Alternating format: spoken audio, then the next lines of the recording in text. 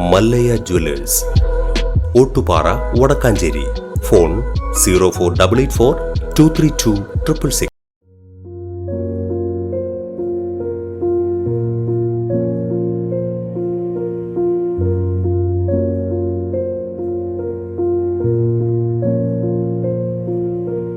സമ്മാനങ്ങളും പുരസ്കാരങ്ങളും വെള്ളത്തിലൂടെ ഒഴുകി പോകുന്നത് കണ്ടപ്പോൾ മനസ്സ് വിഷമിച്ചുവെന്ന് സിനിമാ സംവിധായകൻ റഷീദ് പാറയ്ക്കൽ.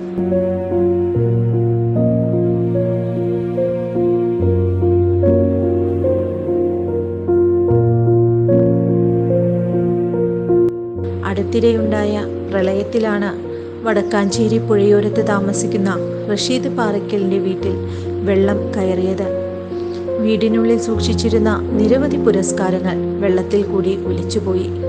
കനത്ത മഴയിലെ വെള്ളക്കെട്ടും മുന്നറിയിപ്പില്ലാതെ വാഴാനി ഡാമിലെ വെള്ളം തുറന്നുവിട്ടതുമാണ് ഈ പ്രദേശത്തെ വീടുകളിലേക്ക് വെള്ളം കയറാൻ കാരണമായതെന്ന് റഷീദ് പാറയ്ക്കൽ പറഞ്ഞു. ഭീകരമായ പ്രകൃതി ദുരന്തങ്ങളൊക്കെ നമ്മൾ കണ്ടതാണ്. വടക്കാഞ്ചേരിയിൽ ഇപ്പോൾ അടുത്തിടെയായിട്ട് പ്രകൃതി വല്ലാതെ കോപിക്കുന്നുണ്ട്.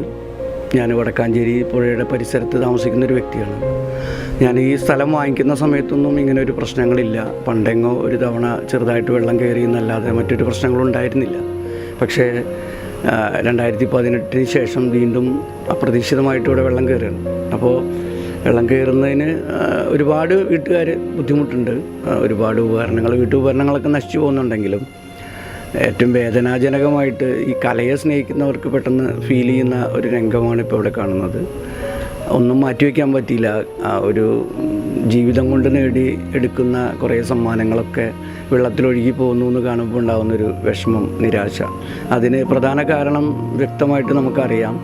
ആ ഡാം മഴയോടൊപ്പം തുറന്നു വിടുന്നതാണ്. കുറച്ചും കൂടി പ്രാക്ടിക്കലായിട്ട് അതിനെ ചിന്തിച്ച് അതിനുള്ളൊരു സംവിധാനം ഒരുക്കുകയാണെങ്കിൽ, കഠിനമായ ശക്തമായ മഴ വരുന്നു എന്ന് തോന്നുമ്പോൾ അതിന് അനുപാതത്തിൽ അത് ഒഴുക്കി വിടുകയാണെങ്കിൽ ഇങ്ങനെ ബുദ്ധിമുട്ടുകൾ ഉണ്ടാവില്ല.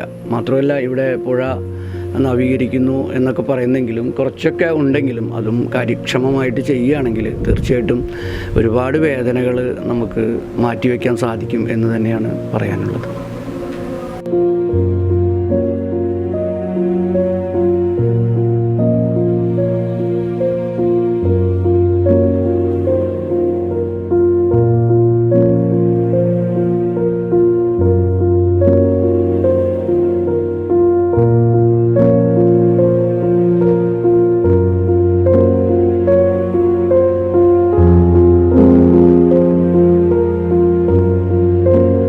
പ്രളയത്തിൽ നിരവധി വീടുകളിലെ വിലപിടിപ്പുള്ള ഗൃഹോപകരണങ്ങൾക്ക് നാശം സംഭവിച്ചിരുന്നു.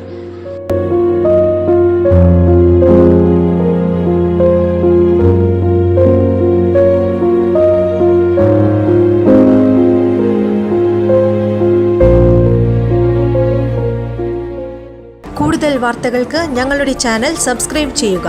ഫേസ്ബുക്ക് ഫോളോ അപ്പ് ചെയ്യുക. വാർത്തകൾ വേഗത്തിലറിയാൻ എനി ടൈം ന്യൂസ്.